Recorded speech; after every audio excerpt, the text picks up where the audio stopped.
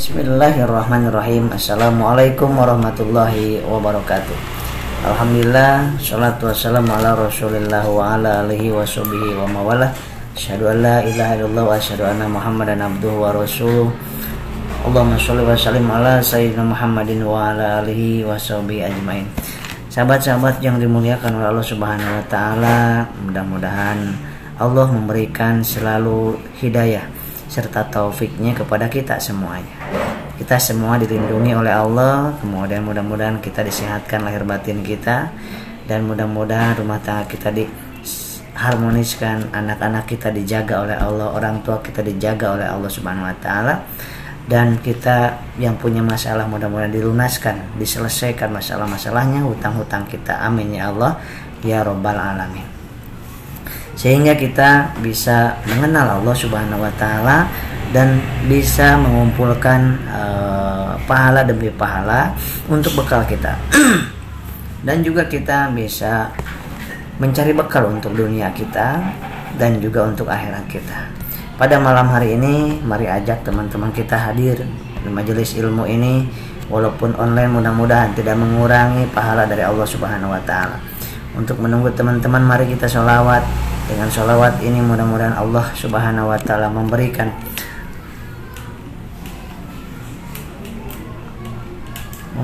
kepada kita rahmat, menghapuskan dosa kita, kemudian menambah derajat kita, menambah kebaikan kita. A'udzubillahi minasyaitonirrajim. Bismillahirrahmanirrahim.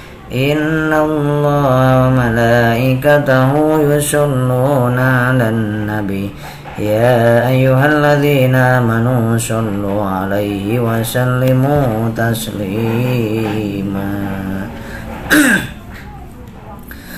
Sallallahu ala Muhammad sallallahu alaihi wasallam.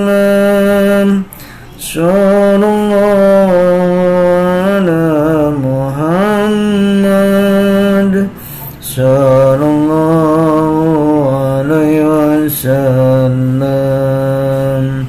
Asyraqal badru alaina faltafat minhul buduru misla husnik ma ra'ayna qattu ya wajah sururi.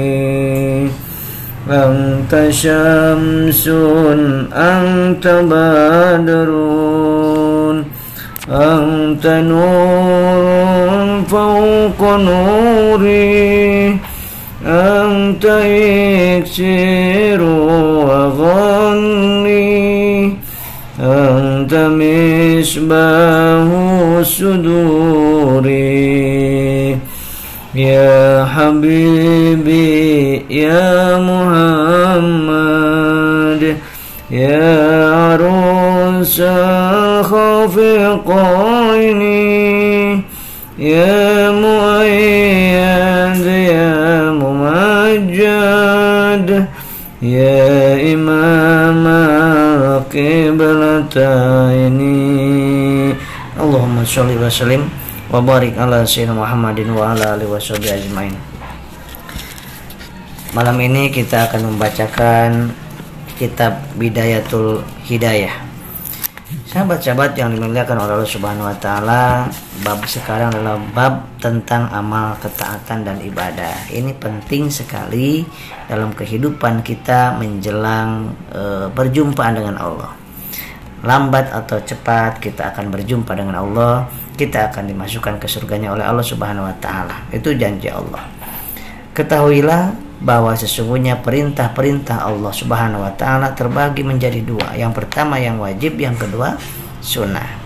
Perintah yang wajib adalah modal pokok yang sama sekali tidak boleh ditinggalkan dalam kondisi apapun. Dengan melakukannya perdagangan ke akhirat kita akan berjalan, dan dengannya pula kita akan mendapatkan keselamatan. Kita jual beli dengan Allah. Kita mengeluarkan sedekah untuk membeli apa? Membeli surganya, untuk membeli rahmat Allah, membeli ridho Allah, membeli akhirat. Ya, kemudian kita berkorban, kita berdakwah, kita membeli dengan dakwah kita, dengan sholawat kita, kita beli kesembuhan kita beli akhirat kita dengan sholawat, dengan istighfar, dengan baca Quran, dengan berdakwah. Nah, kita sesungguhnya sedang berjual beli bersama Allah. Perdagangan akhirat dunia kita kasih kepada Allah, kemudian untuk diganti oleh Allah akhiratnya. Adapun sunnah itu adalah ibadah plus atau amal tambahan. Sunnah itu dengan menjalankannya kita akan memperoleh keberuntungan dan kita akan meraih derajat-derajat yang tinggi di sisi Allah Subhanahu wa ta'ala. Disebutkan dalam hadis qudsi, mattaqarraba ilayya al-mutaqarribun bimithli adai maftaradtu alaihim wala yazalul abdu yataqarrabu ilayya bin nawafil hatta uhibbah. Rasulullah SAW bersabda, Allah berfirman, amal ibadah hambaku yang paling cepat mendekatkannya kepadaku adalah amal ibadah wajib yang telah aku wajibkan atas mereka. Dan jika hambaku selalu mendekatkan diri kepadaku dengan berbagai amal sunnah, maka aku akan mencintainya. Jika aku telah mencintainya, maka ia akan mendengar dengan kekuatan pendengaranku, kata Allah. Dia akan melihat dengan kekuatan penglihatanku. Dia akan berbahasa dengan kekuatan firmanku. Dia akan menggerakkan tangannya sesuai dengan keridhoanku, dan kakinya pun akan melangkah dengan kekuatan diriku. Ini hadis qudsi, bahwa kalau Allah sudah mencintai kita, maka mata kita tidak akan mau melihat hal-hal yang buruk, karena mata kita akan selalu dibimbing oleh Allah Subhanahu wa ta'ala. Telinga sama tangan kita, kaki kita. Nah, kalau sekarang tangan, kaki kita, mata kita, telinga kita, lisan kita masih berbuat maksiat, berarti kita jangan-jangan belum dicintai oleh Allah. Karena kita, jangankan yang sunnah, yang wajib aja kita bolong-bolong. Sedangkan hadis qudsi tadi menyampaikan bahwa kalau kita melakukan hal yang wajib, maka aku akan selalu mendekat kepadanya, dan kita mendekat kepada Allah Subhanahu wa ta'ala. Nah, tetapi kalau kita mengamalkan amal yang sunnah, ada sekitar 18.000 sunnah. Nah, banyak sunnah Rasulullah itu. Bukan malam Jumatan, bukan poligami, bukan itu saja. Jadi amalan-amalan sunnah itu ada 18.000 jenis. Wah, kita udah berapa yang kita lakukan? Nah, banyak sekali ya. Oleh sebab itu, kalau kita mengamalkan amalan sunnah, maka aku akan mencintainya.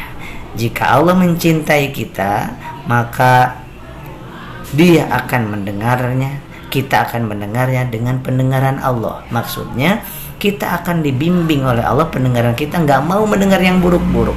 Mata kita nggak mau melihat yang buruk-buruk. Tangan, kaki kita, mulut kita sama akan selalu dibimbing oleh Allah Subhanahu wa ta'ala. Wahai sahabat-sahabatku yang gemar menuntut ilmu dan ingin dekat dengan Allah, sungguh kita tidak akan mampu menjalankan perintah-perintah Allah Subhanahu wa ta'ala kecuali setelah kita mampu menjaga hati kita dan anggota badan kita dari kelalaian kepada Allah Subhanahu wa ta'ala di dalam setiap waktu. Berzikir terus, yaitu pada setiap detik, setiap napas kita, dari waktu pagi sampai sore ini. Ketahuilah bahwa Dia Maha melihat kita. Allah melihat kita. Dari pagi sampai sekarang Allah sedang melihat terus kepada kita, mengawasi dengan dekat dan kuat seluruh lahiriah dan batiniah kita. Kemudian Dia, Allah, mengintai setiap kedipan mata kita. Allah mendengar setiap bisikan di hati kita, menulis setiap langkah kaki kita, dan Allah selalu melihat seluruh diam dan gerak kita. Kita diam, kita gerak, Allah selalu melihat dan menyaksikan kita. Sesungguhnya kita di saat-saat bergaul dengan manusia, dan di saat-saat menyendiri, dari mereka selalu mondar-mandir di hadapan tatapan Allah Subhanahu wa ta'ala. Karena tidak ada sesuatu pun dari dalam diri kita atau sesuatu pun yang ada di alam semesta ini, baik di alam nyata maupun di alam gaib, yang bergerak ataupun yang diam, kecuali Allah Subhanahu wa ta'ala maha mengetahuinya. Dialah zat yang menggenggam langit dan bumi dengan segala isinya. Dia mengetahui pandangan mata yang khianat dan apa yang tersembunyi dalam dada, serta mengetahui yang rahasia dan yang tersembunyi. Allah Subhanahu wa ta'ala mengetahuinya. Maka beradablah kita wahai sahabat-sahabatku di hadapan keagungan Allah, dan sadarilah penglihatan Allah kepada kita dalam setiap keadaan. Oleh sebab itu sahabat, kita harus menyadari sesadar-sadarnya bahwa kita ini adalah hamba, Allah itu adalah Tuhan kita, penguasa diri kita, dan Allah Subhanahu wa ta'ala senantiasa melihat, menyaksikan setiap gerak-gerik kita, yang kelihatan manusia ataupun yang tidak kelihatan, yang dinyatakan maupun yang tersembunyi di dalam hati kita.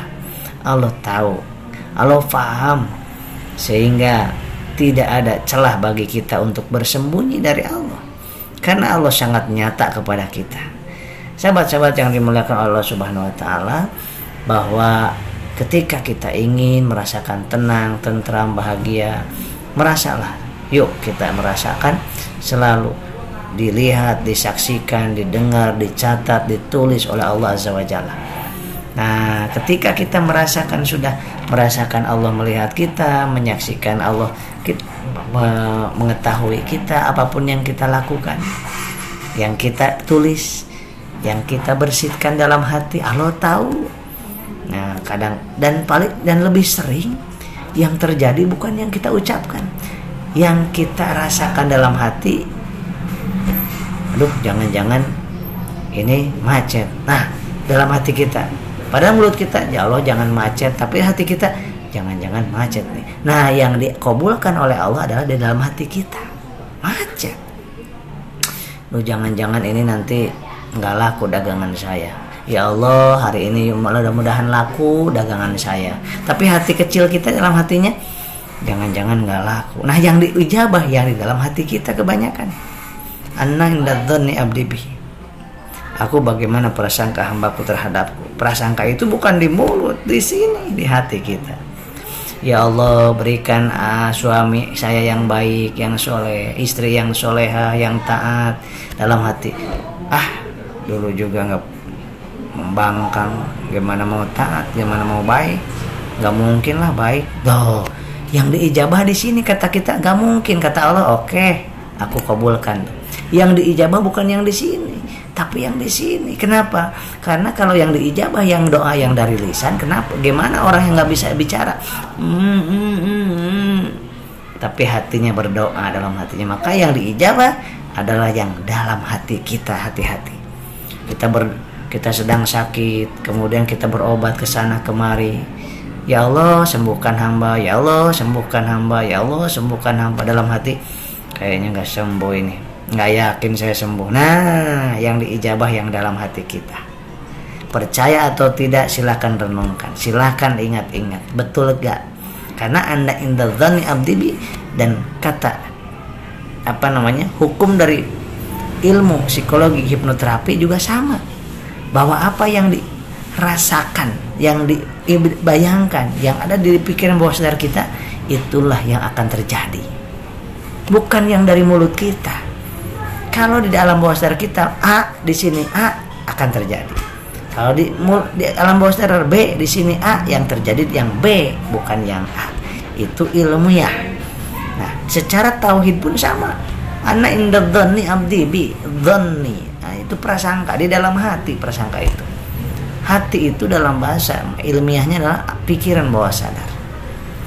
Oleh sebab itu mari sahabat, kita tata hati kita. Prasangka baik, ya Allah ingin anak saya soleh, soleha, lebih baik lagi ke depannya. Hati kita pun, Engkau yang membolak-balikan hati, yang baik jadi buruk, yang buruk jadi baik, Engkau sangat mudah ya Allah. merubah apapun, siapapun dalam hitungan sekejap mata saja. Nah, maka hati kita sama mulut disamakan. Kadang-kadang mulut nggak bergumam, tapi hati kita terus memohon sambil menangis, batin kita itu yang diijabah, sahabat.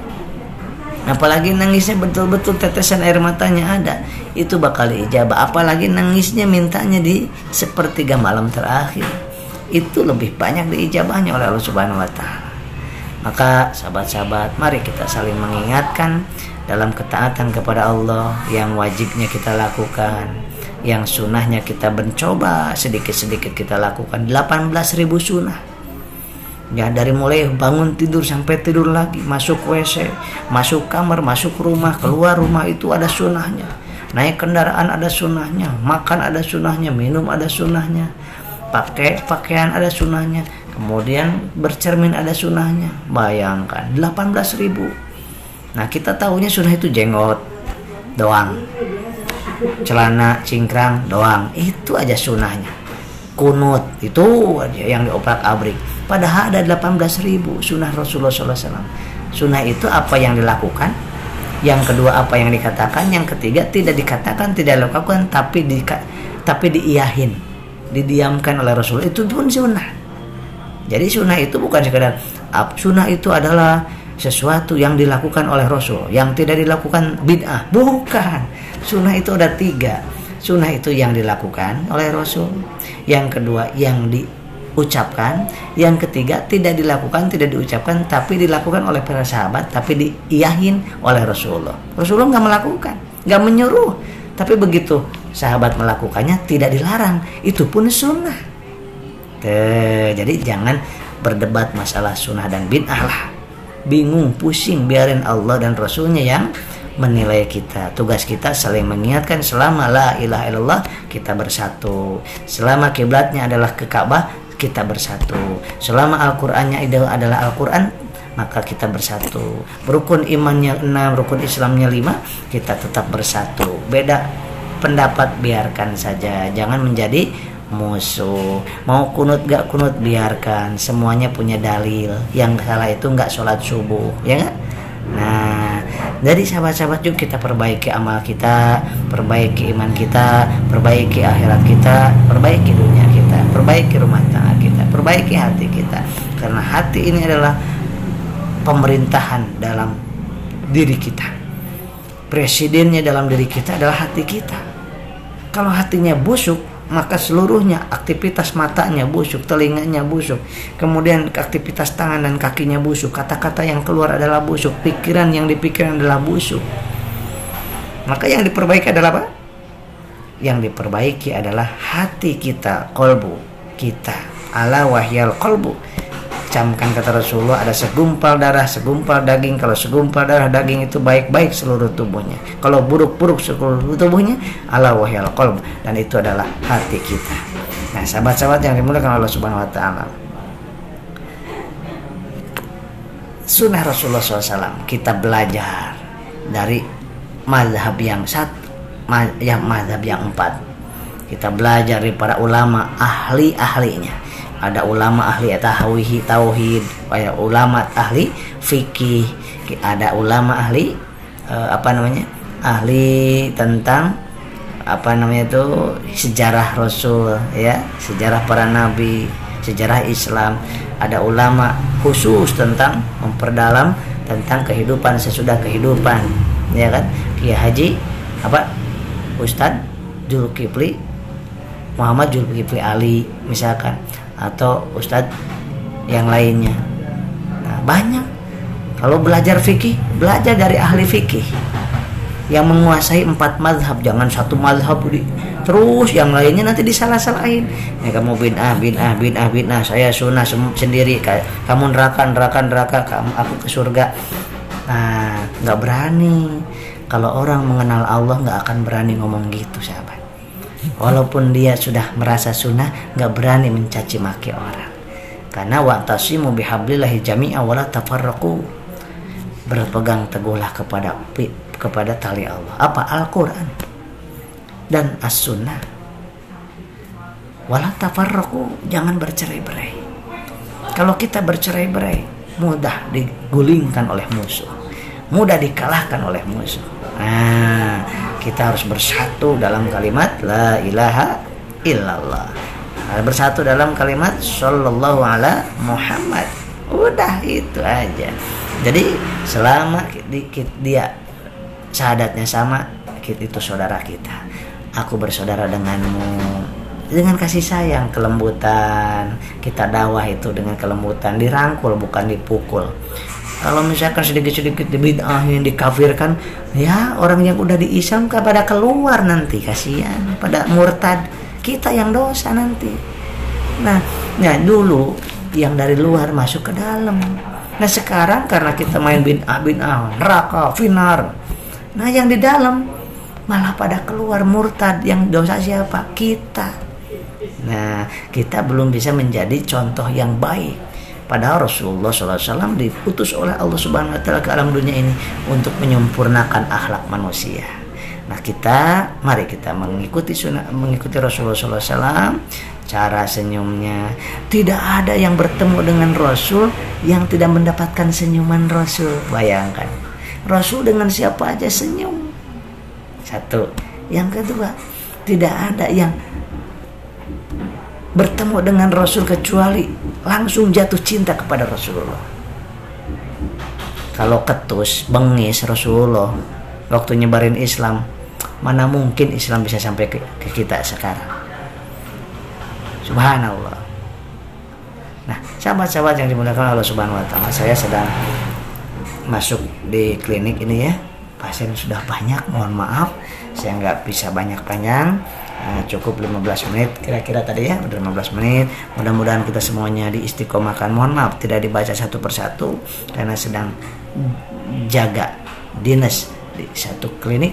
Kemudian saya niatkan untuk dakwah melalui pelayanan kesehatan ini.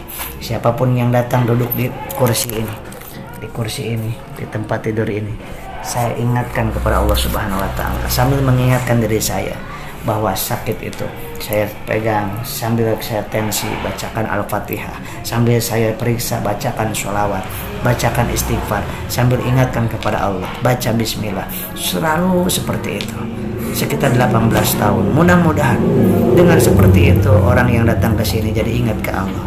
Mungkin tadinya bergantung kepada dokter, bergantung kepada obat, bergantung kepada klinik. Dengan mendengarkan suara ini, mudah-mudahan menjadi wasilah. Dia jadi, oh ya Allah, ternyata ingat kepada Allah sesudah itu.